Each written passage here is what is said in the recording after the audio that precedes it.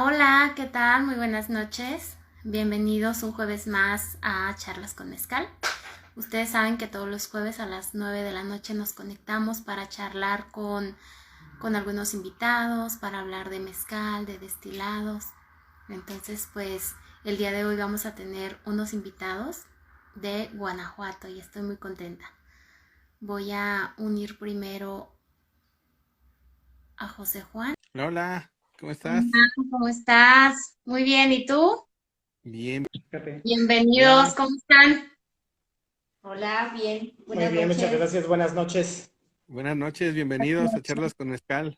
Gracias, Muchas gracias. Juan. Gracias. A la orden. Gracias por acompañarnos. Bienvenidos, bienvenidos. Qué honor que nos acompañen en esta sesión. Sí, estamos Ay, muy pues, contentos. No, al contrario, ustedes, muchas gracias por la invitación de transmitir un poquito aquí de lo que hacemos y de lo que hay aquí en San Luis de la Paz, Guanajuato. Pues también soy guanajuatense y bueno, yo me dedico a promover el mezcal, bueno, de todos los destilados. La idea es que se conozcan los destilados de todo el país, pero principalmente, o sea, yo inicié con mezcal de Guerrero y mezcal de Guanajuato, que son las dos raíces que tengo por el lado materno y el lado paterno. Entonces, ahí fue donde arranqué, porque pues se tenía la idea que todo el mezcal era oaxaqueño, entonces era como un shock, porque decía, no, pues siempre ha habido, o sea, desde que yo recuerdo, pues del lado de mi papá pues, siempre había mezcal y del lado de mi abuela pues también encontraba mezcal.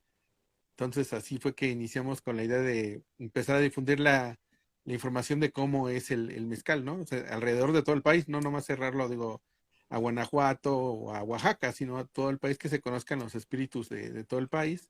Entonces así iniciamos en este camino. Y a mí me gusta mucho su mezcal, déjenme de una vez les digo que a mí me gusta mucho el ¿No? mezcal de Sí. Hacienda Vergel y para mí es un honor el que estén con nosotros. Nada, pues muchísimas gracias te digo, por la invitación. Y pues mira, qué chiquito es el mundo, no sabía que también eras de acá de Guanajuato.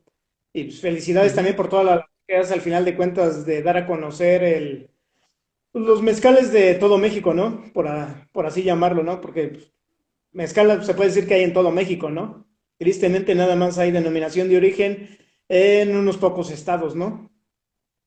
Sí, Así sí, sí. es. Y bueno, pues bienvenidos, Betty, bienvenida, Alejandro. Gracias. Nosotros estamos muy, muy contentos de que nos acompañen el día de hoy, porque hace falta saber mucho más de los mezcales de Guanajuato. Normalmente cuando yo les digo, pues en Guanajuato se hace mezcal, siempre me dicen, ¿en Jaral o el de Jaral?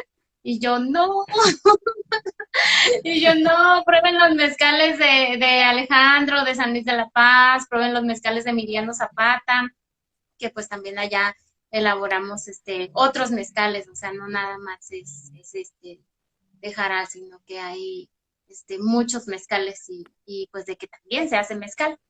Entonces, pues bienvenidos. Hola, yo soy Betty Castillo, Berta Castillo para todos. Yo soy potosina de nacimiento. Mi abuelo, de parte de mi mamá, trabajó en haciendas mezcaleras de Zacatecas. Y mi papá creció en la zona mezcalera de San Luis Potosí, en la zona de Boca. Digamos que yo soy la tercera generación. En mi familia, mis papás no tuvieron hijos, tuvieron puras hijas. Creían que la tradición ahí había quedado, ¿no? La herencia se había quedado. Cuando conozco a Alejandro en la universidad, empezamos a platicar un poquito de nuestras historias familiares y me llevó la sorpresa de que su familia también hay tradición mezcalera. Y así fue como continuamos nosotros hace 20 años, empezamos con este proyecto, empezamos sembrando agaves, haciendo una clasificación de agaves de la zona de San Luis de la Paz específicamente. Y así es como empezamos un poquito nuestro proyecto.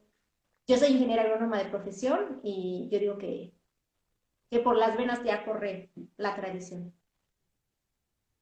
Gracias. Por este haber también. Y sí, también, también en parte de mi familia, también, mezcaleros.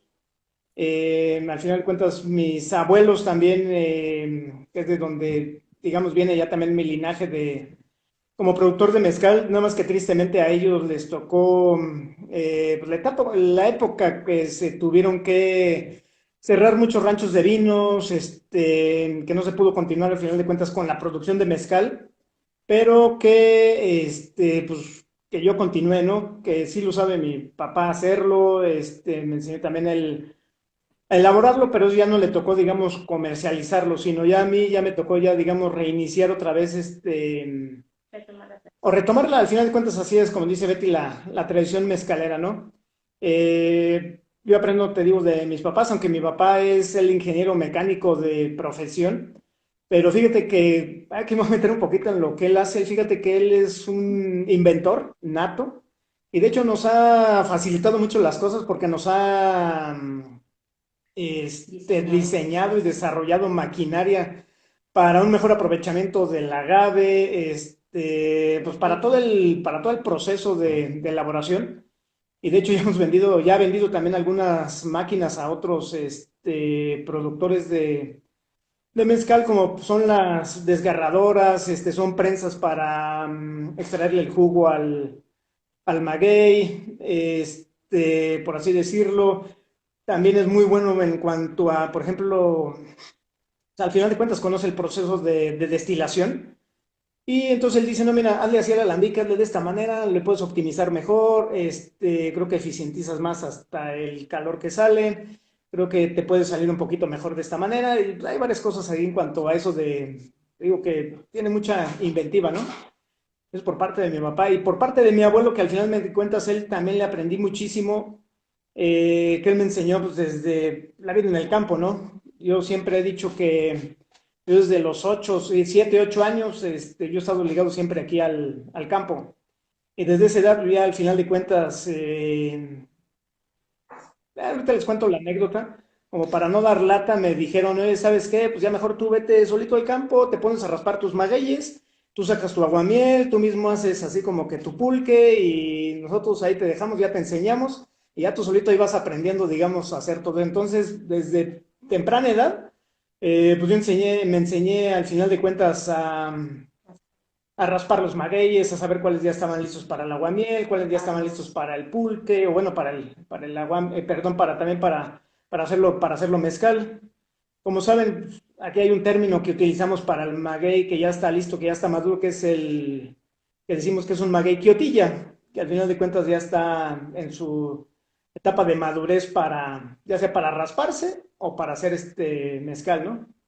Entonces, pues, de ahí viene, te digo, toda esta tradición y luego también mi abuelo me empieza a decir, mira, vamos a hacer mezcal de esta manera, mezcal que al final de cuentas era para autoconsumo, aquí de la casa. Pues igual voy creciendo y también él tenía muchos amigos que eran tequileros y de tequileras importantes, como por ejemplo Tequila Cazadores, antes de que se vendiera a estos actuales dueños, ¿no? Entonces me llevaba y me decía, mira, este es el proceso, claro que eso se ha industrializado, pero es algo similar como se hace el mezcal, ¿no? Cortan la piña, se la llevan a proceso y ahí me tenía ahí en toda la fábrica ahí de sus amigos, ahí viendo todo el proceso de elaboración de tequila y me decía, pues al final de cuentas el tequila es un mezcal, ¿no? Claro que eso te digo otra vez de manera industrializada, ¿no? Y pues bueno, es parte de nuestra historia, ¿no? Ok, además, bueno, yo le comentaba a José Juan, los dos son maestros mezcaleros, los dos son agrónomos Salud. y pues esto influye mucho también en todo lo que estamos ahorita promoviendo o de la historia y la cultura. Voy a empezar, Salmiana de gel de ya me queda bien poquito, pero lo cuido muchísimo. De hecho, había quedado de mandártelo y disculpa, hemos andado un poco ocupados y no he tenido tiempo de mandarte los mezcales que me pediste. Pero ya Sí, no espero te la semana que sin falta mandártelos, ¿eh? Sí, vi que tenían mucho trabajo, igual nosotros andamos, pero mira, tengo y tengo también uno de tuna blanca, destilado de tuna. Ándale, Entonces, pues, Está aquí bien me bueno. decía muy bien. el momento y el que me quedé así como con muchas ganas de que quiero es el mapizaga, pero pues espero que ya pronto me llegue. De hecho, mira, ahorita el que nos servimos, yo me lo serví en una copa mezcalera es un salmiana, también ya de la cosecha, de la primera cosecha de este año, es de marzo de este año que ya empezamos otra vez a, a producir otra vez ya este año, ¿no? Yo me estoy tomando un Parry, el último Parry que Ah, nos queda De la temporada. la temporada de hace 2 años. Eso es lo que estoy tomando en un Joconospe. el de oro. El gran El oro. gran, el Órale. Joconospe, ¿no? Es lo que estoy tomando el día de hoy. Muy ¿Y Excelente. tú, bien. Juan, qué estás Y a mí tomando? ahorita se me terminó el mezcal de Hacienda Vergel, entonces lo estoy acompañando con un Villasuso y Ah, con un bien. jaramillo. Entonces, tomamos Ah, mezcal guanajuatense. qué bueno, Perfecto. perfecto. Así, muy bien de San Felipe. Sí, sí, sí. Fíjate que Así es. cuando conocí a José Juan me conoció por las redes y él me invitó a una entrevista y el día que me dijo, bueno, fue así como mi favorito es el de Villasuso y yo me quedé así como que, órale, no, pues está bien. Y prueba el mío y me dice, no, ya cambié el Villasuso.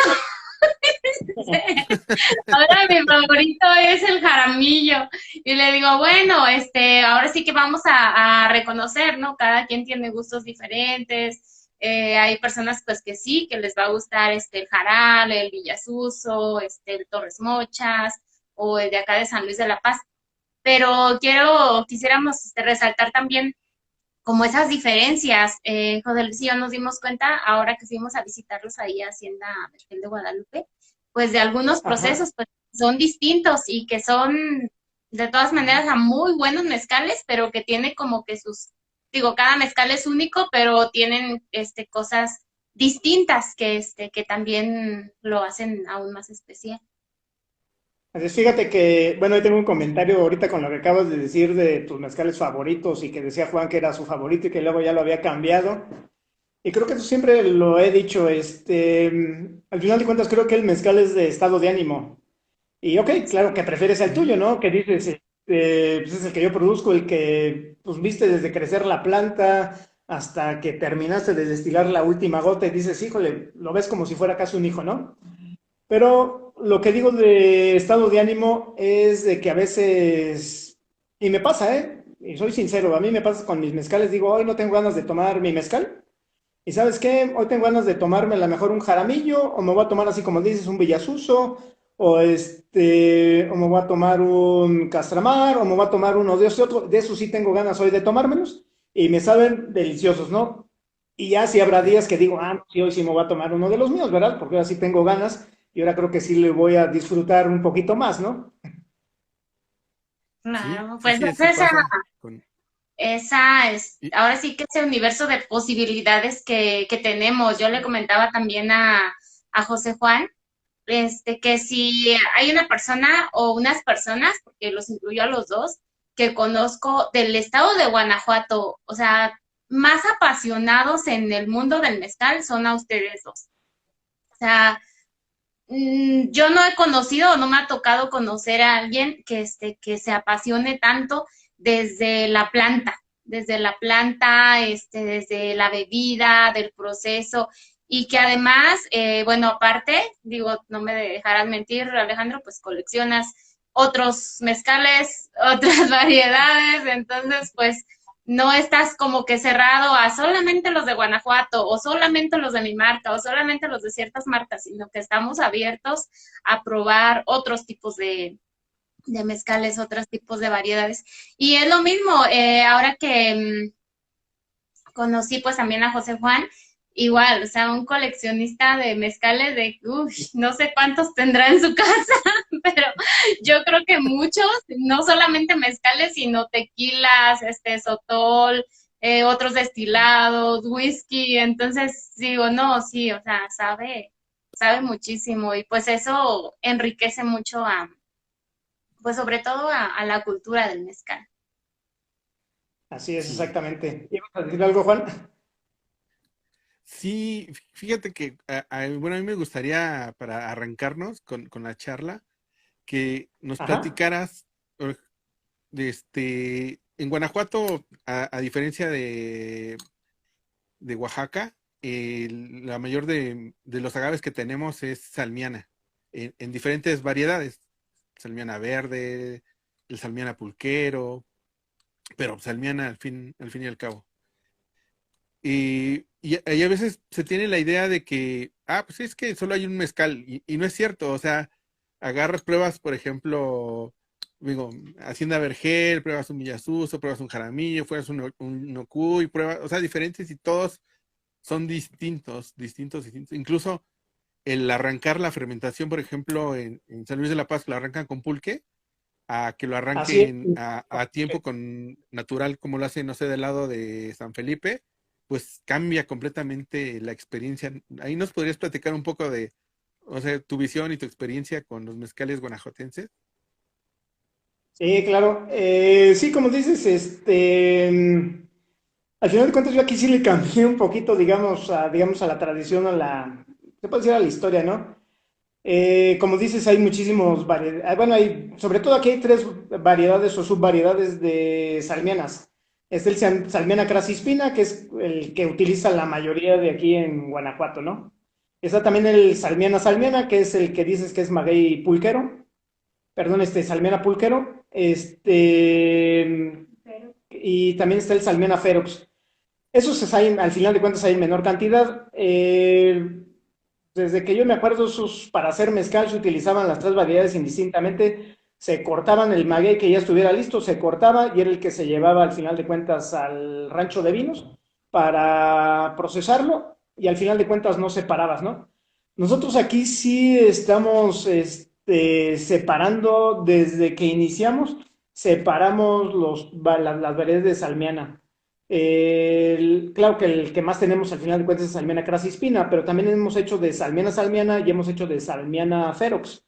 Y los tres cambian al final de cuentas, ¿no? Entonces, digamos, no hacemos un ensamble al final de cuentas de salmianas, sino que sí estamos separando cada maguey. Yo creo que eso a nosotros nos ha ayudado muchísimo y nos ha caracterizado y diferenciado a lo mejor pues de las demás casas productoras de mezcal, ¿no? Que al final de cuentas sí utilizan pues todos los magueyes que al final de cuentas ya están listos, ¿no?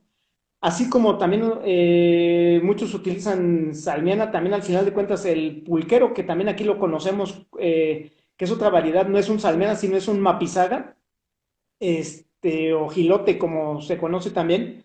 Al final de cuentas también nosotros lo separamos y es el que decimos que es el de maguey pulquero, que también tiene unas Ok. características muy diferentes a los salmianas. Y ese maguey también en muchas casas mezcaleras, híjole, o en muchos ranchos de vinos también lo meten parejo, entonces hacen un ensamble, se puede decir ahí al final de cuentas, ya no saben ni qué tantos magueyes de diferentes variedades utilizaron, ¿no? Ok. A mí me gustaría que Betty nos hablara del parry, del agave parry. Bueno, el parry, mucha gente nos decía, pero ¿por qué vas a hacerte parry? Y empezamos hace 20 años, cuando iniciamos todo, empezamos a revisar los de raya y los libros en los que se llevaba como la bitácora de producción. Y empezamos a ver que había una anotación especial que decía Magui Mezcal. Entonces, con el capataz, que hace años murió, preguntamos cuál es ese, y nos dice, es un pequeñito que se da en la zona del cerro, que crece entre la piedra y todo. Maguey mezcal. Y entonces, pues bueno, vamos a hacer nuestras pruebas, a ver qué resulta. Empezamos a hacer nuestras pruebas de fermentación, empezamos a ver más o menos publicidad, a qué edad maduraba y todo. Y el capataz nos dijo, pues es que históricamente ese maguey se ha usado como, no están inventando el hilo negro, sí, los libros que dicen, sí es de una producción de mezcal. Y esa es otra variedad que nosotros retomamos, que históricamente ya se hacía, solo que, como dice Alejandro, antes se mezclaba lo que hubiera, no se hacía como una diferenciación. Y parte de la investigación o del desarrollo que hemos visto es que cada variedad de maguey tiene características muy diferentes. Y creo que lo importante en el mezcal es eso, diversificar y diferenciar dejar que cada agave luzca, que cada cualidad del mezcal sobresalga. y lo parece que la gente lo está recibiendo bien. Alejandro no le gusta presumir, yo sí lo voy a presumir. Con el Maguey Parry, el año pasado tuvimos una medalla de oro. Cuando mucha gente nos decía, es que eso no tiene futuro, es que para qué haces eso. Solo Salmiana, no. Guanajuato es rico en magueyes, nosotros digo, pero hay otras más que seguramente han sido explotadas, pero se ha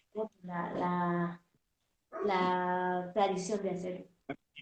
Y parte de lo que tratamos de hacer nosotros es rescatar esa tradición, que no se sigue perdiendo, digo, se perdió la generación, no se vuelva a perder, que la gente, sobre todo ahora, gracias a las redes sociales, puede conocer los mezcales y puede conocer la historia del mezcal de Hacienda de Guanajuato, que es como nosotros denominamos nuestro tipo de mezcal.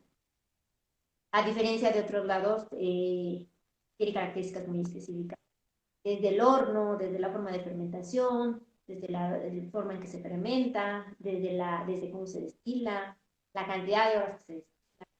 Salmiana y en sí nuestros magueyes silvestres no son fáciles de trabajar, no son fáciles de fermentar, y la destilación es un proceso muy, muy, muy delicado. Cuando alguien de fuera viene y nos dice, pero ¿por qué siguen con sus salmianas? Si hay variedades más productivas. Bueno, salmiana es parte de nuestra tradición y además es lo que tenemos y son como nuestros recursos naturales y es lo que aquí crece. Parte de nuestro trabajo es eso, preservar, que le quiten como el tache al salmiana. El salmiana no es un buen mezcal, claro que hay buenos mezcales, claro que hay buenos casas mezcaleras que se preocupan por su calidad y eso es lo bonito del mezcal.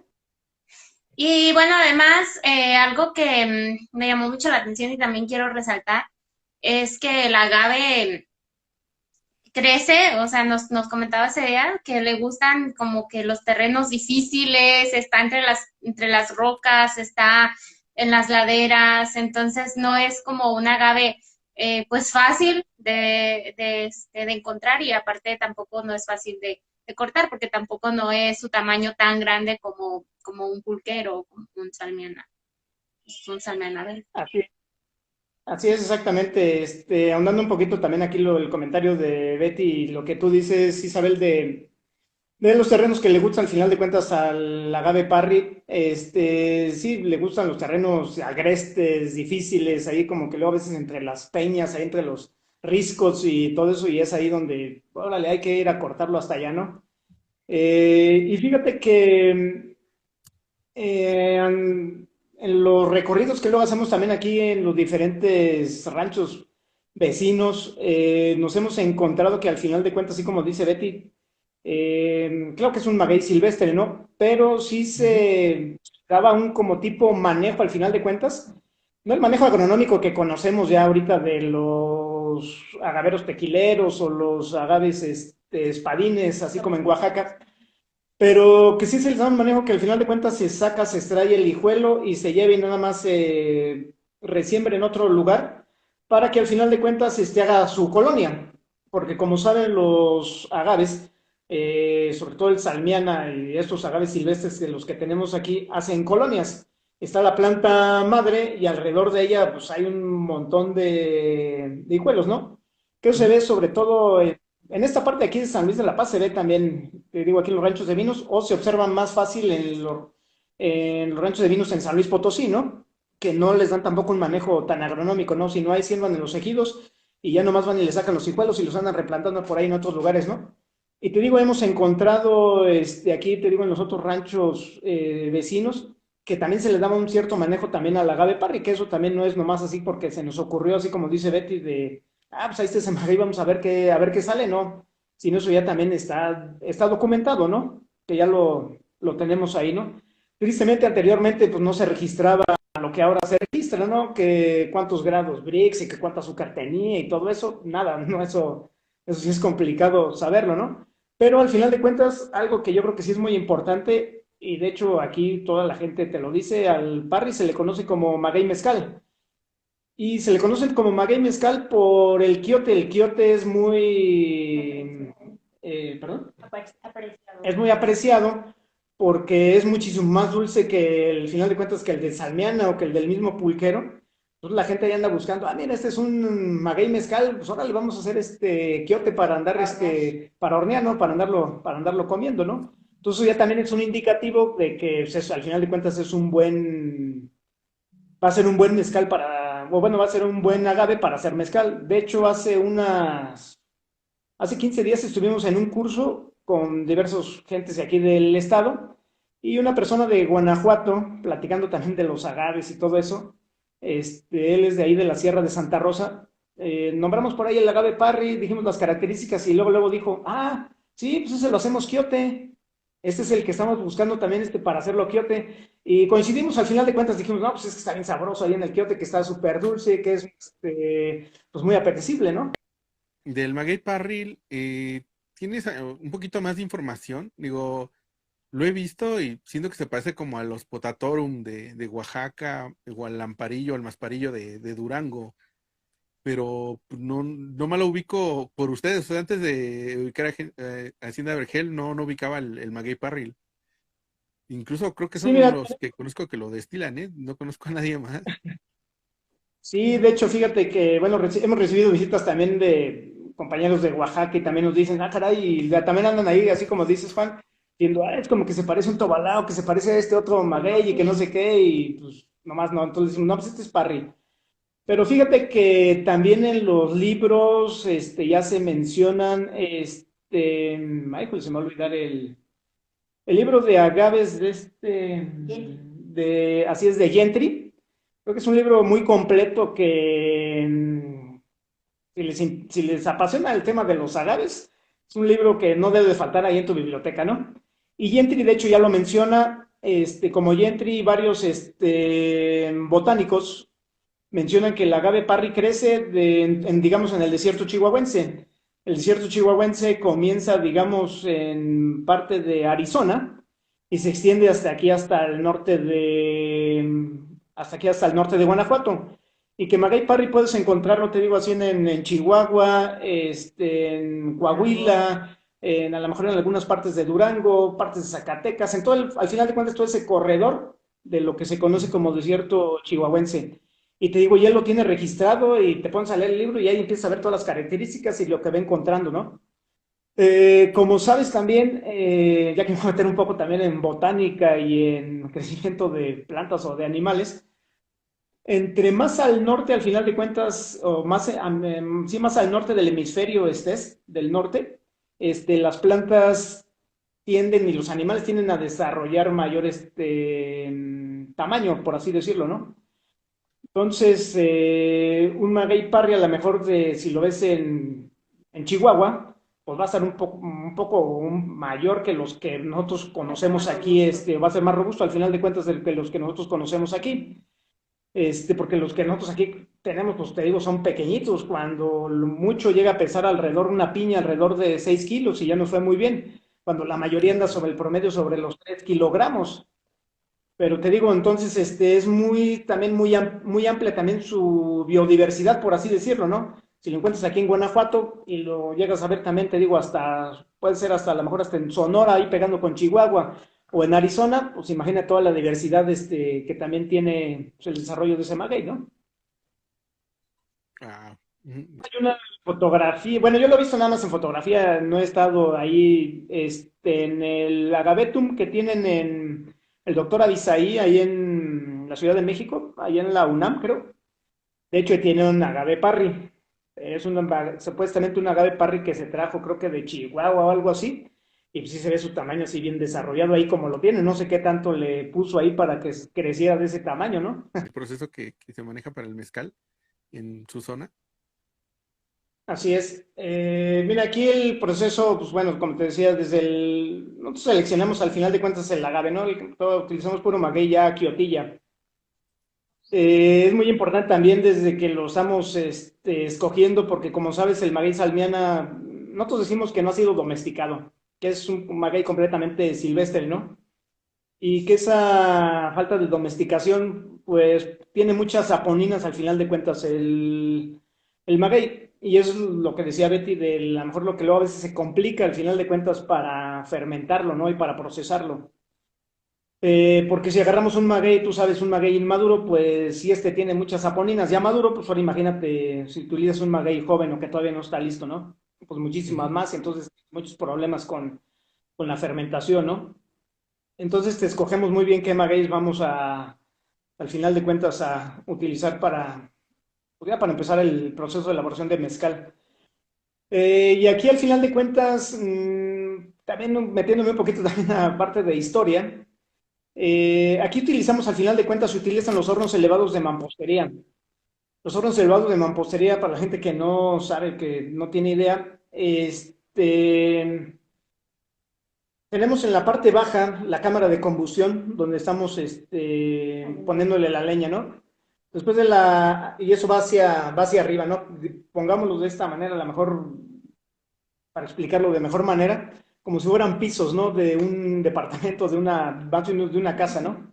Entonces, el primer piso, la parte baja del subterráneo, pues es la cámara de combustión donde estamos poniéndole la leña, ¿no? Y luego sigue el segundo piso, es un intermedio, donde va una cama de piedras, completamente una cama llena de piedra, ya sea volcánica, piedra de río, que al final de cuentas te permita calentarse y que se esté generando el calor para que luego se cosa el maguey, ¿no?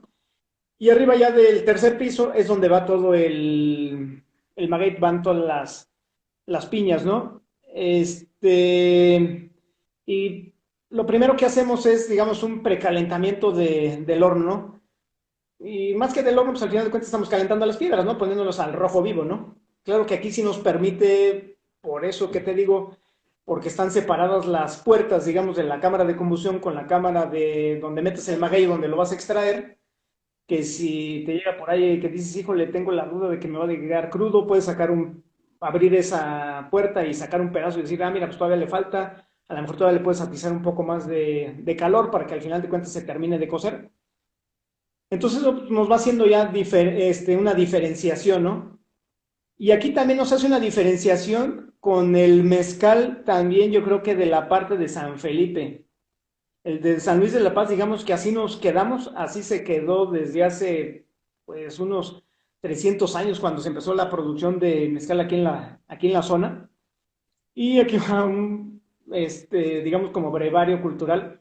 Eh, en San Felipe sí se llegaron a tecnificar algunas haciendas mezcaleras, pues ahí estaba la más grande pues, digamos, de Ajá. todo el mundo, la de Jaral de Berrio, ¿no? Ujú. Entonces empezaron a tecnificar al final de cuentas en los años 1880, 1890, cuando empezaron a traer las primeras calderas a México y se empezó ya a cocer, ya el maguey ya no se cocía al final de cuentas con leña, sino se cocía con vapor. Aquí no llegamos a tal tecnificación, ninguna de las haciendas aquí mezcaleras llegó a tener una caldera para al final de cuentas cocer el maguey. Tú recorres aquí las haciendas que están aquí cerca, como Pozondo, La Quinta, los vestigios de las otras haciendas mezcaleras que están aquí, como Manzanares, Ortega. Jofre, Ortega. Y al final de cuentas siempre tenían abajo la cámara de combustión donde siempre estaba alimentando con leña, ¿no? Entonces eso ya nos empieza a ser diferentes también del mezcal de San Felipe, porque San Felipe sí se tecnificó, pero se tecnificó también hace 100 años o más de 100 años cuando llegaron las primeras calderas, ¿no? Entonces ya tenemos Ujú. ahí la primera diferenciación, ¿no? Que dices, y por eso nuestro mezcal todavía tiene unas notas, al final de cuentas, ahumadas, por el sistema de cocción del maguey. Eh, Igual, pues aquí como coces con leña, pues tienes que estar muy pendiente también de la temperatura al final de cuentas del horno, si le puede faltar o le... Pues es rarísimo cuando le sobra y yo digo, preferible que se medio o dos piñas a lo mejor a que te salga crudo, ¿no? Entonces pues ya lo extraes y ya lo empiezas al final de cuentas a procesar ya el maguey cocido, ya como le conocen aquí, como ya el mezcal, ¿no? Pues sí, al final de cuentas con la taona. ¿Qué tipo O de que te leña utilizan? Perdón. Nosotros utilizamos leña de mezquite, de huizache y de encino. Bueno, aquí me parece también, nosotros como premisa y también como del medio ambiente, no cortamos ningún árbol que esté verde. De hecho, cortamos árboles que ya se secaron, que solitos se secaron, que cumplieron con su vida. Y de hecho a los vecinos o ranchos vecinos les decimos, oye, ¿sabes qué? Si quieres yo vengo y te podo los árboles que ya están secos y que te pueden al final de cuentas generar a lo mejor un peligro, que se te puede Plagas, caer una rama o una plaga también que tienen los árboles, yo vengo y te lo limpio, ¿no? Y nos ha funcionado ese, digamos, ese método de, pues, al final de cuentas, traer leña, ¿no? Y le sirve también a los otros ranchos, ¿no?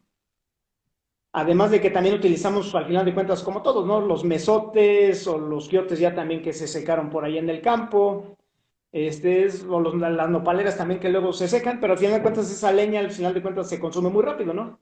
Y utilizamos la madera dura para que al final de cuentas el calor se conserve mejor. ¿Y cuántos días o cuánto tiempo dura este calentado de los agaves en el horno? Mira, generalmente dura alrededor de 4 días. 4 días es lo que nosotros los cocemos. Y claro que nos pueden durar al final de cuentas más, porque luego a veces, luego nos arriesgamos. Aquí también, bueno, estamos en un semidesierto, no llueve mucho, pero cuando llega la lluvia, que estamos produciendo, y chin, ya no podamos a sacar hoy del horno, pues lo podemos dejar ahí más tiempo y no, al final de cuentas no se quema. Creo que hemos aprendido a calcular y la cantidad de leña que le ponemos para que al final de cuentas pueda perdurar ahí y no se alcance a quemar, ¿no? Pero en promedio son, o más bien no, son 4 días, ¿no? Y lo puedes dejar más tiempo, ¿no? Sin que pase nada. puedes atizarlo 2 veces, es decir, un día sí, un día no, y después lo Según vuelves como a quieras. atizar. Depende de la cantidad con el que llenas el horno, para asegurarte que toda la piña quede pareja. Nuestro horno es un horno Excelente. pequeñito, pero hay hornos de 20 toneladas, que imagínate tú la cantidad de leña y trabajo que necesita. Y recordemos que los Wow. hornos eran muy grandes por el tamaño de las piñas. Las piñas llegan a pesar entre 120. Por eso la magnitud de los hornos de mampostería de hace 100 años, hace 200 años, eran hornos muy grandes que requerían para esa cantidad Para y ese ese volumen. tamaño de... Parecen cuartos en algunas haciendas, en Y que Villasuso, tienes en para... las haciendas de acá de Potosinas, están bien Exactamente. grandes, parecen unos cuartos. Ujú. Y que Fíjate tiene que aquí, jarales, un salón de fiesta. Está grandísimo.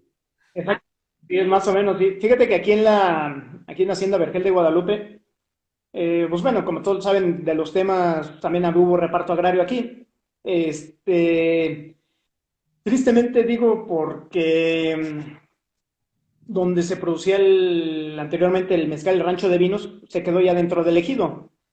Y los hornos, que al final de cuentas, te digo, de más de casi 200 años, 250 años, ya cuando se repartió el ejido, pues al final de cuentas, y sí funcionaron como casa habitación, al final de cuentas, de las personas que se quedaron con ese espacio de terreno, ¿no? Ahorita he ido a verlos ahí y al final de cuentas ahí es su casa y digo, ah, mira, aquí cocían antes el maguey, pero aquí ya se le hicieron una ventana por ahí al horno, o lo que era del horno, ¿no? Ok. Sí, lo mismo en mi pueblo, ahí los hornos eran redondos y Sí, pues le tocó ahora sí que ese terreno a un tío, entonces pues mi prima me invitaba a jugar y yo decía, ay, ¿por qué estos cuartos son diferentes? Pues eran los hornos y las tinas de fermentación también que estaban enormes y pues pues los adaptaron como habitaciones.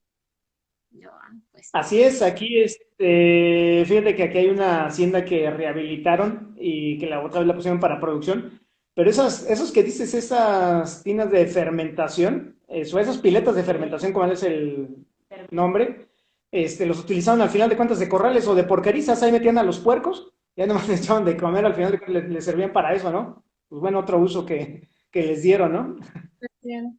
así es.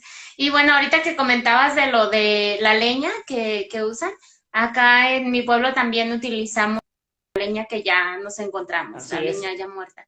Pero en un momento, pues, me preguntó alguien, una maestra mezcalera de Oaxaca, de que qué leña utilizan. Y yo, pues es el mismo agave, pues ya muerto, la materia prima, pero pues ya ese lo utilizamos para la destilación y para el horno.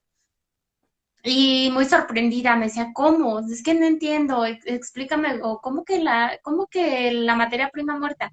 Y yo, sí, y pues yo no sabía cómo explicarle. Yo, sí, o sea, la piña, pero ya seca, ya pues el quiote y así. El esote. Entonces ya José le estaba escuchando y él me muestra unas fotos, me dice, mira, enséñaselas, y ya se las enseña. Y se quedan así, ella y los que están ahí sorprendidísimos, así de que, ¿qué? O sea, lo dejaron secar, no hicieron mezcal. Dice, es que tú en Oaxaca no ves esto, no lo llegas a ver. Y ya así de, pues, o sea, a mí se me hizo raro de que, en serio, le dije, no, pues es que acá sí hay, o sea, yo voy al monte y allí ves un montón de maguey ya seco porque, pues no No todos ya. se pesó, no se hizo mezcal. Le digo, es que pues la producción, ahora sí que las fábricas y pues el agave no se llega a utilizar todo, o sea, pues incluso se seca y pues ese mismo utilizamos ahí. Y pero sí estaba sorprendida de que, no, es que eso nunca lo vemos allá. Y yo le comentaba eso a mi mamá, le dije, ay, porque pues solamente yo una vez fui a Oaxaca, pero no he visto como tal el proceso ni así, Ok. pues todo lo que hacen, ¿no? Entonces me dice mamá, no, pues es que acuérdate que aquí, pues esa tradición, o sea, se desapareció, ya no existía, o sea, hubo mucho tiempo en el que no se producía mezcal y por eso es que tenemos ahorita, pues, agave, me dice, allá no, allá ya tienen muchos años, de generaciones en generaciones, que se sigue haciendo mezcal y pues no lo van a ver porque lo cultivan, entonces es difícil que dejen que un mezcal se seque, ¿no? Que se haga quiote, florezca y muera, o sea, que llegue a su punto final. Y pues yo me quedaba muy sorprendida y me decía José Luis, ve el privilegio que tenemos de ver nosotros eso, o sea, de llegar a ver que un agave llegue a su punto final de vida. Y dije, órale, no, Sí, exacto. pues, Y que tengas el privilegio de seleccionar qué vas a usar, porque hay lugares exacto. donde no Ya no, seleccionan exacto. y lo que haya. Lo que Eso exista. que hablas de que la disponibilidad que tenemos de planta viene de tradiciones, no sé, hace 200, 300 años. Cuando cortabas un maguey tradicionalmente se decía, vas a cortar uno, pero vas a plantar 10. Y creo que eso en el altiplano de San Luis Potosí, parte de Zacatecas y Guanajuato, es lo que nos ha ayudado a que tengamos la diversidad genética que tenemos. El constante estar Resembrando. resembrando y preocuparnos Cuidando. por la planta, eso nos hace un poquito diferentes a otros lugares donde a lo mejor están más preocupados Producir y producir. por sembrar ahora. Nosotros tenemos esa tradición ya arraigada y es un punto a nuestro favor. Nosotros podemos seleccionar qué vamos a usar, incluso qué vamos a dejar como planta madre para semillar Para y hacer nuestros semillas. propios almacenes. Y hay lugares donde lo que te manden o lo que te llegue es lo que vas a producir. Y ojalá que te salga bien y ojalá que hayas invertido bien, porque donde te llegue un lote con la mitad de las piñas buenas y la mitad de las piñas malas, perdimos ahí. En otra charla que tuvimos, de un mezcal de Guerrero, yo les preguntaba y me dicen, no, es que hay mezcal de maguey capón y mezcal de maguey maduro solamente, es que no se capa. Y yo pues me sorprendía, ¿no? Porque yo decía, bueno, pues en Guanajuato, o que yo sepa, acá en mi pueblo, o sea, la mayoría es parte del proceso, o sea, todos van capados. Pero no sé, esa es otra pregunta para ustedes. ¿Ustedes lo hacen igual o cambia? No, es lo mismo, al final de cuentas, perdón, sí se capa el maguey, ¿no? Y de hecho, están las cuadrillas de la gente que al final de cuentas lo está capando. Digo, se hace como una preselección y sí, saber, vayan al campo y se selecciona el maguey que ya está quiotilla, que es el quiotí el que al final de cuentas ya le va a salir el quiote, ¿no? Pero antes de que salga el quiote, pues se hace al final de cuentas el capado del maguey, que también tiene su técnica, ¿no? Y de hecho se le paga a los trabajadores lo de cogollo se llama, es lo que le van a quitar el cogollo para que no salga el quiote, y se le pagaba por el número de cogollos que al final de cuentas se traían su morral, iban llenando de cogollos. Entonces llegaba y le decía al caporal o al encargado al final de cuentas, decía, mira, yo corté tantos cogollos, entonces me toca de tanto, ¿no? Porque ya se fijaba desde antes el precio que se pagaba por cada cogollo que iban a capar, ¿no?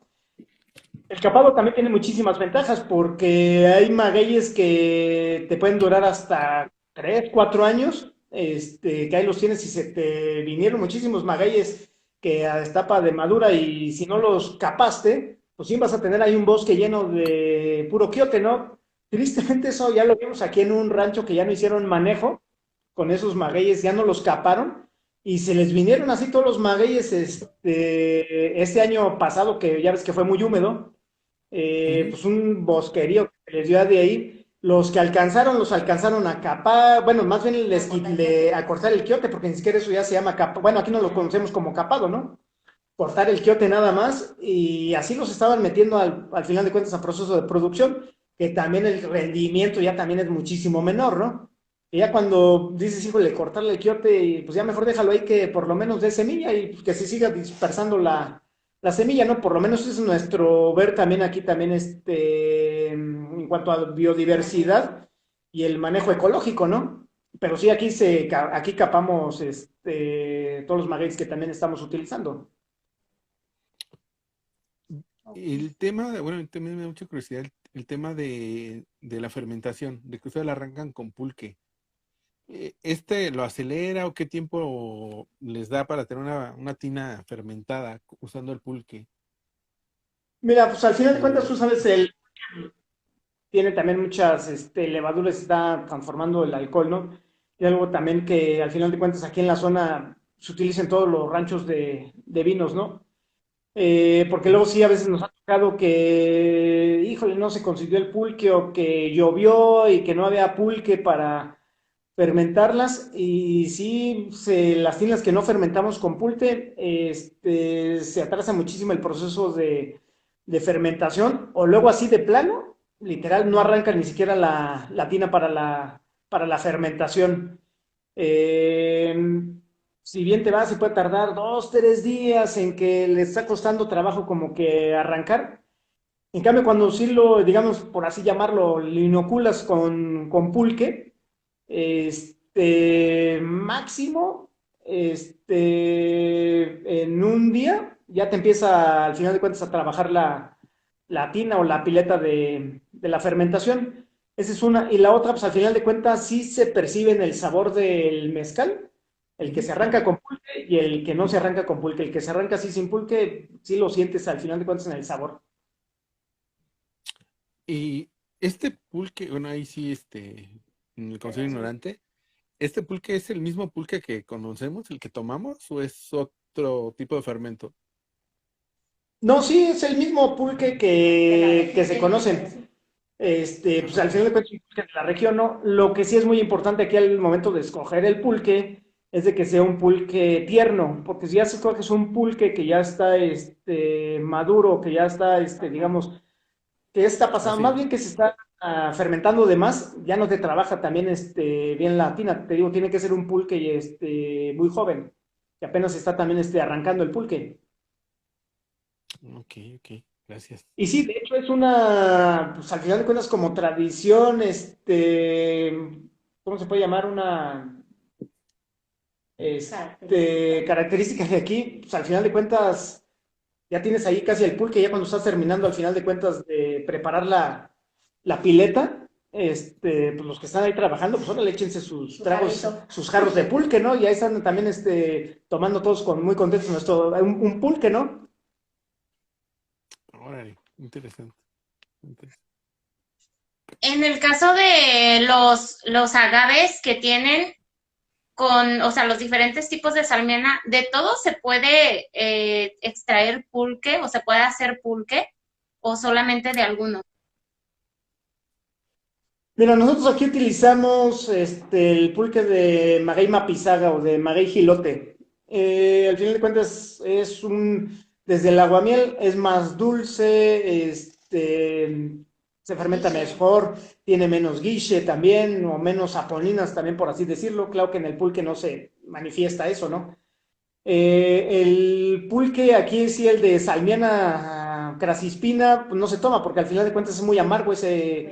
desde ese aguamiel es muy amargo, no es muy agradable al final de cuentas al paladar. El pulque de Salmiana es más agradable, más, digamos que lo puedes tomar, digamos, mejor, pero de todos modos sí hay una diferencia, todavía dices, y sí, el chile al final de cuentas sí lo distingue, dices, todo este pulque como que está medio, lo sentimos como medio amargoso, no sé, Amargo. por así decirlo, ¿no? Entonces generalmente utilizamos pulque de maguey, te digo, mapizago, maguey pulquero, como aquí lo conocemos, ¿no? De hecho es un maguey que también se caracteriza desde Tlaxcala yo creo que hasta parte Zacatecas o si a lo mejor hasta Coahuila, ¿no? Pero ese sí es un maguey, al final de cuentas, semicultivado, porque ese sí no lo encuentras de manera silvestre, ese sí está en las orillas o delimitando las milpas, o en medio de las milpas para evitar las erosiones, pero pues por los mismos agricultores y aquí, pues es la costumbre también, siempre tienes que tener aquí tus plantaciones de maguey pulquero, ¿no? Si te gusta mucho el aguamiel o te gusta echar también tus tragos de pulque. Wow. Okay. Mm, Sí, porque luego a mí siempre me preguntan cuando yo les digo, ¿es almiana? Luego me dicen, es el pulquero. Y a mí se me hace muy raro porque en mi pueblo pues no se hace pulque. O sea, normalmente el agave que tenemos allá es el más pequeño, el crasistina o el verde, que es el que utilizamos para hacer mezcal. Y es pues muy raro que lo utilicen como para sacar aguamiel o para hacer pulque. Entonces yo sí decía, bueno, pues no, es que acá no es como típico No o común, tradición. Y decían, no, sí, es el que así está es. parado en la avenida de no sé qué, y el que se da en Hidalgo y en no sé dónde. Y yo así de, no, pues, y yo tenía esa idea de que pues es el mapizaga, el que se da ahí en Mineral de Pozos, porque cuando fuimos, pues sí vimos mucho de ese maguey. Y acá creo que el único es el que mi papá tiene plantado atrás, ahí al lado del hornito, creo que es el único maguey pulquero que hay, porque Tienen, vas al monte y es puro maguey del otro, del que es más pequeño, que es el que utilizamos para el mezcal. así es. Y fíjate que también aquí, cuanto, hablando ya también del pulque o del aguamiel, al final de cuentas también aquí nuestra tradición para tomar el pulque, nuestro pulque de la zona, o sea, ni siquiera de aquí de San Luis de la Paz, sino también aquí del Doctor Mora, de San José Iturbide, Querétaro, de Querétaro, San Miguel de Allende, ya bajas a lo mejor a Salamanca. Este es un pulque que no es baboso, sino es un pulque al final de cuentas completamente líquido, a diferencia del que te tomas en algunas partes, no en todas, en algunas partes de Hidalgo, en algunas partes de Tlaxcala o en algunas partes del Estado de México, que ahí sí, como dicen, ¿no? Muchos, si no hace baba, dicen que no es pulque, ¿no? Pero es nuestra tradición también acá del pulque que también nosotros tomamos, que al final de cuentas no es no sé. baboso, no hace hilo, por así decirlo, ¿no? Pero también es un pulque que, pues bueno, yo sí lo prefiero y así siempre me lo he acostumbrado a tomar de toda la vida, ¿no? A mí los babosos así como que no son mi hit, ¿no? Tiene que ver mucho órale. con donde Donde creces, creces, las así es. improntas, lo que conoces. Estamos muy acostumbrados a lo mejor al maguey salmiana, pero si alguien viene de fuera va a decir, es un mezcal que pica, nos han dicho, es que pica, su mezcal es astringente, ¿no? Pero para nosotros es muy común, igual el pulque, hay gente que dice, este pulque está aguado. Y pues decimos, bueno, pues es nuestra Completamente líquido, tradición, ¿no? es líquido, no tiene esa consistencia babosa que mucha gente llega buscando. Pero pues esas son las características de nuestra De región. las regiones. Y no es ni bueno ni malo, simplemente es Sí, de claro, cada es lo región que, y debe de... Y yo veo que ahorita está muy en boga con lo del mezcal, que todo el mundo toma el mezcal oaxaqueño como modelo, o bueno, como métrica. De ahí quieren partir a medir todos los mezcales igual. Entonces llegas a algún lado y te dicen, oye, ¿por qué tu mezcal es de 35 grados? Y si el mezcal debe ser de arriba de 48. Y no es así, ¿no? O sea, en Guanajuato, pues vas a encontrar entre 35, 40, 42 y ya se les hace así fuerte, ya es así de y no, y otra cosa que yo he visto, por ejemplo, en Guanajuato, no les preocupa el perlado. Pues es así como que, pues el mezcal bueno es bueno porque está bueno, porque no te hace daño, porque sabe rico, tiene buenos aromas, pero no, el perlado no es una métrica de calidad. Entonces llegas a algún lado y te dicen, tu mezcal no hace perlado, entonces está chafa. Y así de, no, güey, o sea, en la región así se toma el mezcal. Siempre En San lo va a tomar Luis, así. en Zacatecas, es así. Ay, ¿nos podrían platicar su experiencia, por favor? Eso me pasa mucho. Yo de nacimiento soy potosina, ya tengo 20 años yendo y viniendo a Guanajuato. Y cuando la gente llegaba a San Luis, ¿por qué, no? 38, 38, 36, sí. 36. Le digo, vete a los libros, históricamente se ha consumido así desde 1800. Hay un libro que narra un poco de la vida en ese entonces y de cómo se producía el mezcal. Y hace referencia a la graduación que se usaba. En ese entonces se usaba, viene desde allá, 36, 38 grados.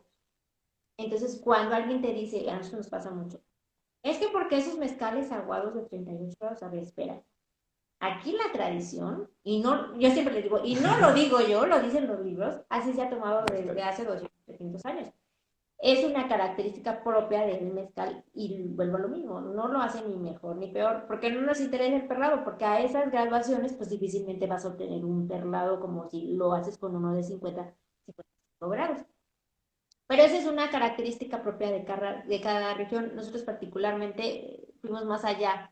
Tenemos nuestra línea como básica de 38-40 grados, pero decidimos saltar a una graduación mucho más alta que para nosotros, para nuestro gusto, resalta mejor las características de maguey, específicamente el salmiana, que fue de 40, 42, 40, 43 grados. Tenemos una línea premium como de 54 y 55, ya para paladares más conocedores. Pero si tú buscas la media de los mezcales de Guanajuato y San Luis, sí rondan sobre los 36 y 38 y una parte de Zacatecas. Recordemos que Pino Zacatecas pertenece a San Luis, entonces muchas de las fábricas mezcaleras tienen todavía ese arraigo y esa tradición.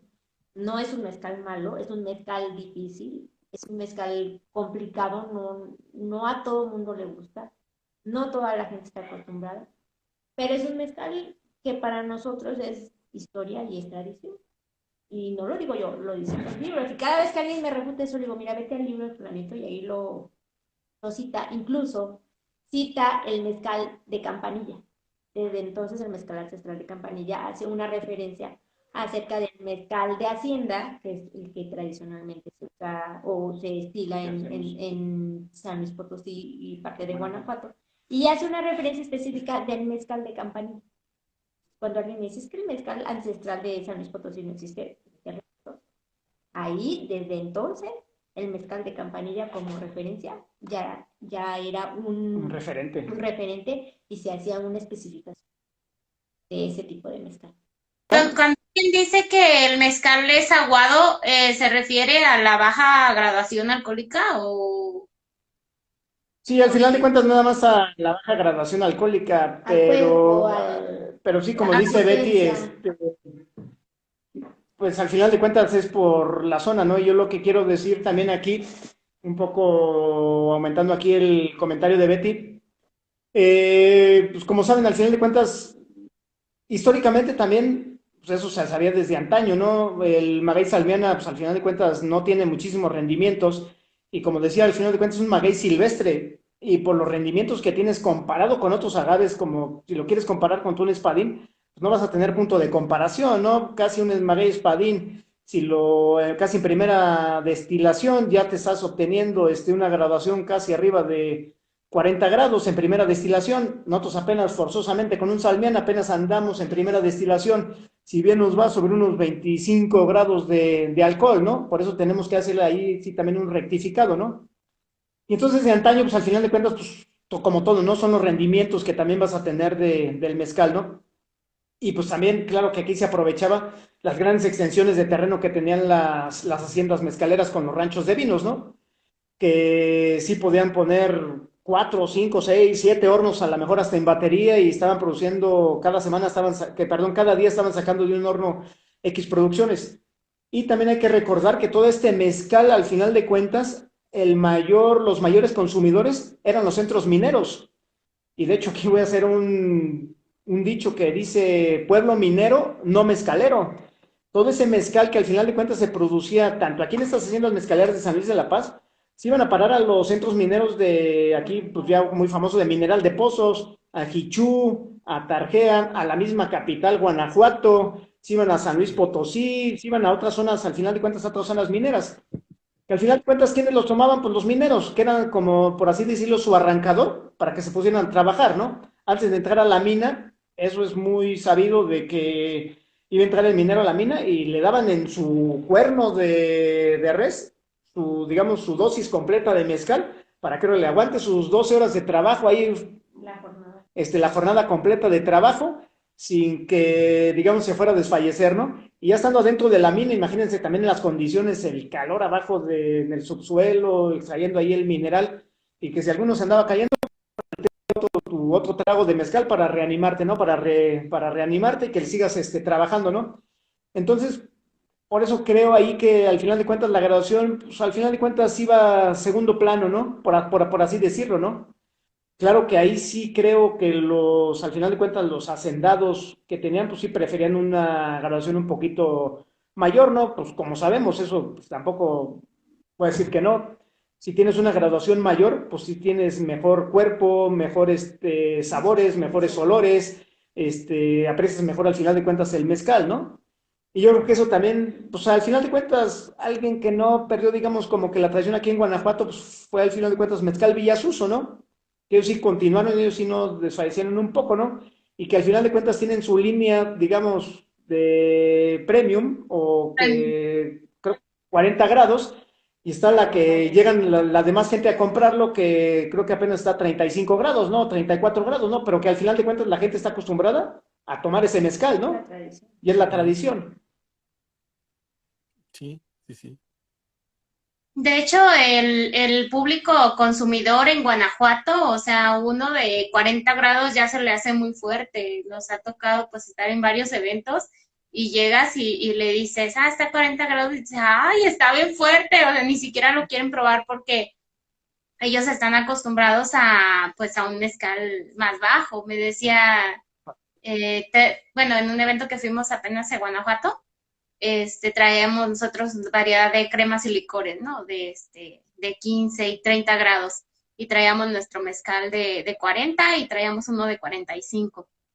Y ya le digo, ¿de cuál quiere probar? Y ya dice, ¿de cuántos grados es? Le digo, de 40. Dice, ay, no, está bien fuerte. Dice, ese es para hombres.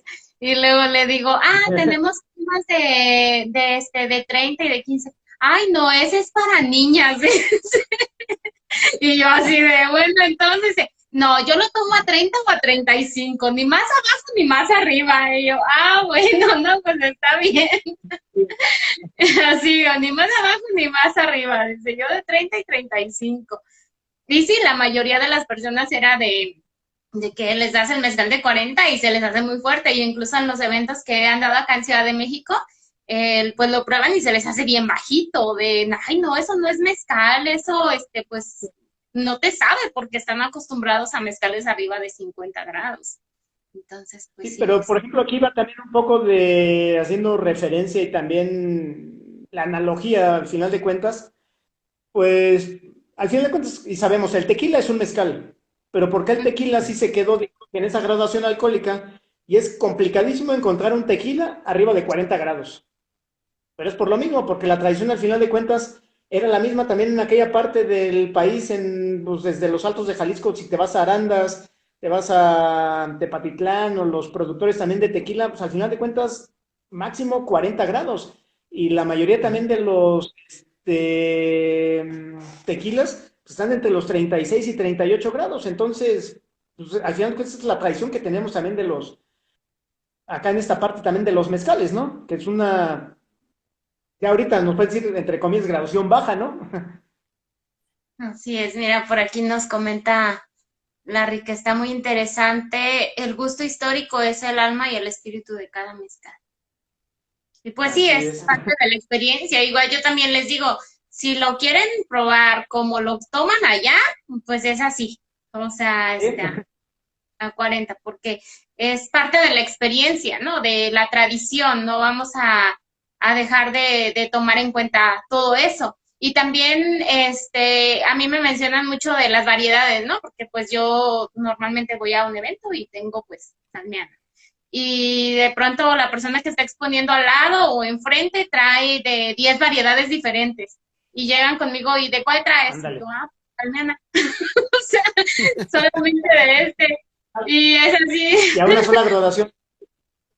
y a una sola graduación, y platicando en una ocasión, Alejandro me comentabas, pues es que es lo que tenemos, o sea, sí hay que reconocer que otros estados tienen muchas variedades y pues eso pues es muy bonito, pero nosotros tenemos esto y pues es lo que vamos a dar a conocer a las personas. Pero para empezar eso, ¿no? De que muchos ni siquiera saben que en Guanajuato se hace mezcal. Es de, ¿gustan probar un mezcal de Guanajuato? Excelente. Y así de, ¿en Guanajuato se hace mezcal? No, pero es que ya no le puedes decir mezcal. Y yo, ¿cómo de que Ya. no? Y yo así, no, no, o sea, la historia que tenemos es enorme de Jaral de Berrios, digo, es muchísimo y para que muchas personas ni siquiera saben que en Guanajuato hay mezcal. Y la mayoría es así, yo creo que de 10 personas, 8 nos dicen, nunca he probado un mezcal de Guanajuato. Y yo así de, órale. ¿No? Entonces sí, es Entonces, darnos a conocer que el mezcal de Guanajuato, pues también tiene su historia, tiene su tradición, ¿no? Y como dices, ahí nos vamos a ir un poquito, a lo mejor, entre comillas, a las estadísticas, ¿no? Apenas producimos el 0.1% de lo que se produce en el país, ¿no? Entonces, ínfimo lo que se produce, ¿no? Pero así. creo que con nuestra labor que tenemos de hacer, pues al final de cuentas es darlo a conocer, ¿no? Y por lo menos esos poquitos que lo conozcan, que nos reconozcan y digan, ¿sabes qué? Ahí en Guanajuato se hace mezcal extraordinario, ¿no? O por Sí, lo menos están manteniendo la Mezcal, tradición. vino, tequila.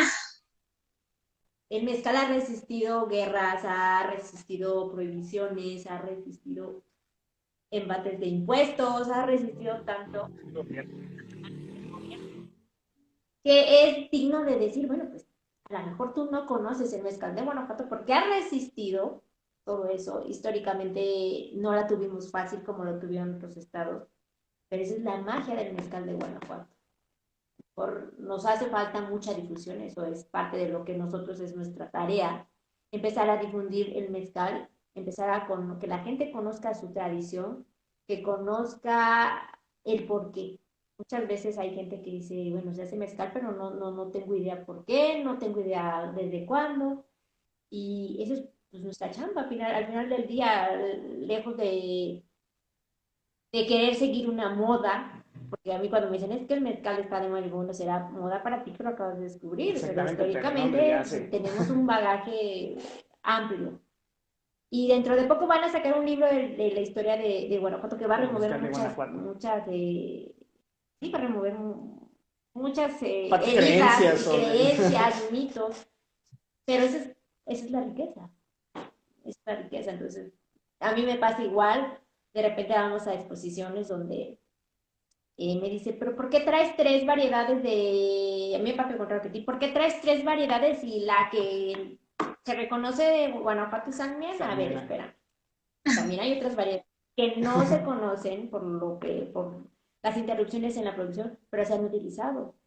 Entonces, te digo, creo que a la gente es difícil darle gusto y Sí, no toda la gente va como conforme con lo que tú le muestras. Cuando hablas de la graduación, a mí algo que me sirve es, no les digo qué graduación tienen, les digo las características del maguey, un poquito de la producción, y ya al final cuando ya lo tomaron, ya lo degustaron y me dijeron, no, pues está más o menos, le digo, pero lo que acabas de probar es un maguey silvestre a 43 grados. La gente se queda como de, pues no estaba tan fuerte, bueno, o sea, a lo mejor no está tan fuerte, pero no les digo antes porque la concepción de su cabeza es de 43 y vas a ver a rayos. Y peor si no No, que me conocen va a la quemar. variedad, es como de mejor ni lo pruebo porque nunca he visto eso que están haciendo. Pero bueno, es una chamba que creo que en Guanajuato hay que empezar a retomar, no que no se haga, pero sí tenemos que ponernos las pilas para que la gente siga conociendo. Habrá quien le guste y habrá quien no. Yo siempre le digo, dale una oportunidad. Nosotros hacemos una experiencia guiada con ingredientes de la Que región tú ya la y probaste. ya la probaste. sí, Usamos sí. ingredientes que tradicionalmente se han utilizado o sea, desde los inicios del mezcal en la producción en Guanajuato. Muy básicos como el jogonostle, el queso de tuna, el garambullo, el chilcuague, cosas muy regionales. No les vamos a ofrecer como la experiencia así con miles de bichos súper sofisticados, con quesos carísimos, porque nuestra idea es que tú puedas replicar cuando te vayas Replicarlo. a casa con ingredientes muy básicos, pero que tienen mucha historia y mucha tradición. Puedas llevarte tu experiencia y la puedas llevar a cabo a tu casa. Hacemos unas cajitas donde ponemos todos esos ingredientes y te lo llevas. Y el día que quieras, abres tu cajita, abres tu caso de tuna, pruebas tu chilcuague y repites la experiencia. Pero es mantener también la identidad de la zona, ¿no? Cada zona, cada región tiene como sus características muy puntuales y la nuestra ha estado ahí como un poquito, no oculta, pero sí atrasada y es un momento de que la gente Poco empiece a difundida, a conocer. lo mejor puede Sí, ser la difundido, palabra, ¿no? es la palabra. Digo yo, ¿no? Así es, y fíjate que parte de la historia a través del mezcal de Guanajuato y de, pues al fin de cuentas, de toda esta zona, ¿no? Y aquí digo, tristemente solo tenemos dos municipios con denominación de origen, ¿no? Que es San Felipe y que es aquí San Luis de la Paz. Pero también hay otra riqueza en otros municipios de también productores de mezcal, ¿no? Como es aquí, y al final de cuentas quedó en medio de los dos municipios de San Luis de la Paz y San Felipe, el caso de San Diego de la Unión, que también ahí se producía mezcal, muy buena calidad. A mí me gusta mucho también ir a andar ahí de curioso en otros lugares. Fíjate que hemos encontrado vestigios de ranchos de vinos en San José Iturbide.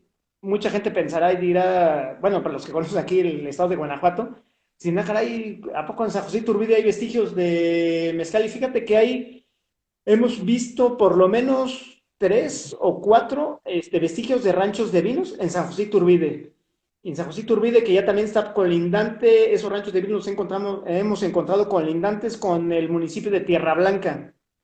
Dices, ah, caray, imagínate ahí y ahí están perdidos, ¿eh? Y ahí tenemos la evidencia, la fotografía que ahí también se produjo, al final de cuentas, se produjo vino mezcal, como dice Betty, ¿no? Pero así te encuentras también, por ejemplo, aquí el municipio colindante también de aquí de San Luis de la Paz, Victoria, que ya también está enclavado como en la Sierra Gorda. También ahí hay vestigios de ranchos de vinos y ahí sí hay un poquito más de información al final de cuentas en los libros de historia en cuanto a las guerras que, pues, al final de cuentas, que ha habido, ¿no? De la guerra cristera, pues ahí se han mencionado también de ranchos de vinos que tuvieron ciertos generales y que los tenían ahí en el municipio de Victoria, ¿no? Y también el municipio, por ejemplo, de Jichú, también todavía se sigue medio produciendo, también hay, no muchos no lo quieren decir, pero a lo mejor la forma clandestina, que al final de cuentas sigue produciendo a lo mejor todavía vino mezcal, ¿no? Y como dice Betty, es el mezcal oculto, por así decirlo, ¿no? Que muchos por temas de prohibiciones y de persecuciones, pues sí, mejor yo no digo que produzco mezcal o mejor no digo que produzco nada, con tal de a lo mejor yo de seguir preservando a lo mejor mis tradiciones y lo que me estoy tomando, ¿no? Que lo sepan los demás, a mí no me importa, con que yo me lo tome es más que suficiente, ¿no?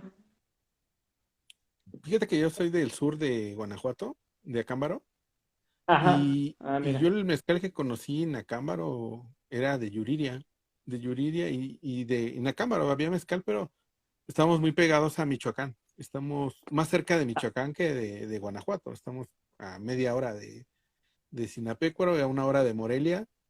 órale, Y en Yuriria también había mezcal. Y yo era el mezcal que conocí, o sea, el mezcal guanajuatense que conocí, se hacía en Yuriria. mira, Y es bien raro, porque cuando yo me enteré que no en todo Guanajuato se hacía mezcal, y espérame, como si aquí toda mi vida ha habido en Yuriria, pues tenemos mezcal exactamente. de Yuriria.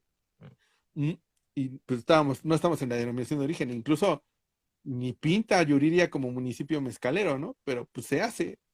No, ni tequilero, que son los Ándale, municipios del sur, los que son, al final de cuentas, los tequileros, ¿no? Pero por algo también se les dio la denominación de origen para la producción de tequila, ¿no? sí, exacto. Ahorita de lo que mencionaban, y es el paso a donde me gustaría que fuéramos, es el mezcal, pues ahorita está en auge. Algunos lo ven bien, a otros lo ven mal, pero como bien mencionan, el mezcal en la región ha estado desde hace siglos, siempre ha estado presente. Yo Ajá. veo que mucho hacen ustedes es el de catas y maridajes y que se conozca el mezcal ya no solo como una bebida de cantina, sino como una bebida que puedes maridar con comida, que puedes maridar con una experiencia sensorial, eh, o sea, y es lo que hemos platicado mucho, o sea, el mezcal a veces dice, no, es que el mezcal debe de tomarse fuerte y no se puede maridar más que con agua, o con limón o con naranjas y así debe ser la experiencia, ¿no? Y cuando como pues se conocía anteriormente, ¿no? Vino mezcal y la experiencia pues debe de ser esa, o sea, es el, si dado a la graduación que manejan los mezcales del altiplano, pues permiten eso de que puedas maridarlo con comida, a diferencia, por ejemplo, de uno muy fuerte que dices, no, tengo que tomármelo con agua y a lo mejor lo acompaño con comida, pero es como tomo agua y tomo mezcal porque de otra forma pues, le pierdo todo el sabor. Y esta experiencia que se brinda con los mezcales, digamos, de 45 grados hacia abajo, pues da la facilidad de poder maridar con alimentos. O sea, tal cual como haces con un vino de que acompañas comida y vino, así pasa con los mezcales. Y es algo que yo veo que se hace mucho y que ustedes promueven mucho en sus catas y lo que se anuncia. Entonces, me gustaría que nos platicaran cómo ven esa visión, o sea, el paso que debe de dar el mezcal para llegar a más público y no solo verlo como una bebida de moda, tendría que ir de la mano con el maridaje o cómo lo ven ustedes. Mira, eso también lo vemos al final de cuentas como tradición y tradición también al final de cuentas, digamos, familiar, ¿no? Y no nomás mía, también de fusionado, por así decirlo, ¿no? Yo recuerdo que desde pequeño también el mezcal no era para tomárselo al final de cuentas así solo, sino también tomarlo con alimentos, ¿no? Pero con los alimentos, como decimos, con los alimentos propios que tienes aquí en la zona, aquí en la región, y que al final de cuentas el mezcal, híjole, tristemente a lo mejor mucha gente lo asocia con que me voy a emborrachar o nada más es por tomar a lo mejor para la plática, ¿no? Pero al final de cuentas en una reunión familiar que te digo que me acuerdo que había, pues al final de cuentas siempre había esos ingredientes con lo que se estaba acompañando el mezcal. Y nosotros hacemos ese énfasis para que la gente, como dijo Betty en un principio, esos ingredientes al final de cuentas tú los puedes conseguir aquí muy comúnmente en un mercado y tú digas, y amenices también una charla familiar, ¿no? Como nosotros al final de cuentas las hemos tenido, ¿no? Que estás platicando y estás comiendo a lo mejor el joconostle con el queso de tuna, o a lo mejor aquí una ramita muy conocida es el chilcuaque, que ahorita a lo mejor después platicamos un poquito más de ella, que te da una sensación aquí en boca, aquí en paladar, muy característica, pero como sabes, no, esto no es a lo mejor de sobrepasarse y emborracharse por emborrachar, sino para que la plática también se haga más amena, ¿no? Y también tu mezcal o también los ingredientes con los que lo estás consumiendo, que lleven muy bien, ¿no? Porque a lo mejor no vas a combinar una cosa que no se lleva bien y dices, híjole, aquí como que pues no se llevó, entonces por eso también promovemos ese tipo de maridajes que no tampoco nos los invitamos ahorita, sino que también se han sido tradición pues, de la familia también, por así decirlo, ¿no? O de la familia o más bien de la región, porque tú vas a otra, con otras familias o también aquí mismo, aquí en el campo, y así como lo acompañan también sus mezcales la gente de aquí, ¿no? Lejos de que sea solo como el disfrute del mezcal en nuestras catas o en nuestros recorridos, los llevamos primero al campo, que es como para que te des una idea de cómo crece el agave, la relación que hay en el campo. Después los llevamos a la mezcalera que conozcan un poquito del proceso, nuestras diferencias con otro tipo de mezcales.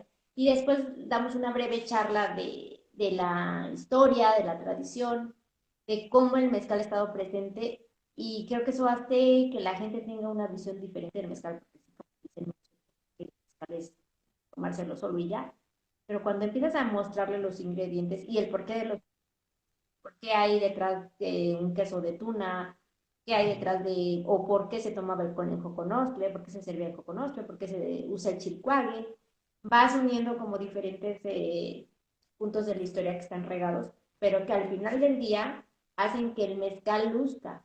No le estás quitando, como mucha gente dice, es que ¿por qué lo acompañas? El mezcal solo tiene que ser. Estás haciendo que tu mezcal luzca, estás potencializando sabores y yo hay una parte muy romántica de mí que digo que estás uniendo generaciones.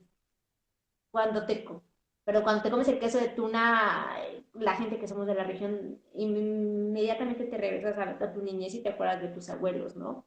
Evocar también al final de Evocas. cuentas Entonces, Tu niñez, el acompañar o el hacer las juventud. catas con ciertos ingredientes es no solo hacer que luzca el mezcal, sino también la remembranza Que que hay tú te detrás. acuerdes y te... Cada quien tendrá sus historias buenas y malas del mezcal. Yo siempre digo que en un punto el mezcal siempre reconforta, pero también es como el regocijo de decir, pues a lo mejor tuve una mala experiencia o mis recuerdos no son muy buenos, pero pues vamos a darle la vuelta y vamos a ver el mezcal con otros ojos. El mezcal conecta, conecta con muchos sentimientos, conecta con gente. Yo digo que cada vez que nos sentamos empezamos a vibrar en otra sintonía. Gente que viene y dice, no, es que a mí no me gusta el mezcal, le digo, bueno, dale chance. Si después de esto no te gusta, qué bueno. Pero cuando tú les explicas por qué se produce, dónde se produce, lo que para ti representa, lo que para la madre tierra representa, cambia la versión. Y en la hora el joconostle que veías como una tuna fea, ácida y desagradable, llena de espinas, le das otro sentido, valoras Con tu valor. y empiezas a sentir que el metal ya no era lo que, esa mala borrachera que tuviste, ese mal de amores que a lo mejor trataste de curar y al final del día lo único que tuviste fue una resaca horrible. Es eso, darle la oportunidad desde otra perspectiva, con otra visión, a lo mejor menos sofisticada si tú lo quieres ver así, pero sí conectando con tradición, con historia, con cultura, con cosas muy básicas que a veces se nos olvida, ¿no? Y empezamos a buscar más. Y no tiene que ser así. Cuando ven y dicen, esto es lo que me voy a comer, cosas muy de la región. O de, me voy a comer eso. Ni en mi casa me lo como, bueno, dale chance. Si al final no te gusta, Wow, qué hermoso.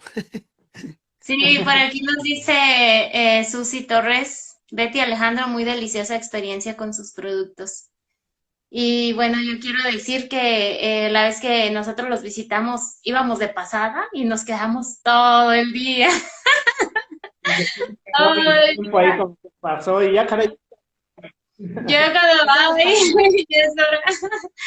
Y También, cuando fui con ustedes fue la primera vez que probé el queso de tuna. Me acuerdo que Betty me decía, ¿de veras no habías probado el queso de tuna? Y yo, no, así o es. sea, sí tengo pues en mi memoria los recuerdos de que mi papá nos llevaba de niños a comer tunas y llenábamos de tunas y en las pencas de maguey ahí nos las adornaba muy bonitas y garambullos, pero como tal el queso de tuna, pues no lo había probado o sea, y probarlo junto con el mezcal fue una experiencia así completamente diferente y muy bonita. Y más porque yo me decía mi papá, ese día platicaba, no, pues es que en el rancho sí se hacía, pero pues se perdió la tradición, ya nadie lo hace, ya ya decía él, sí, es que yo me acuerdo y hacían la miel de tuna, o sea, hacían la miel de tuna, hacían el queso de Ujú. tuna y era como todo esto, la melcocha. Sí, la melcón. Entonces, sí, Sí, con es la parte. tostaditas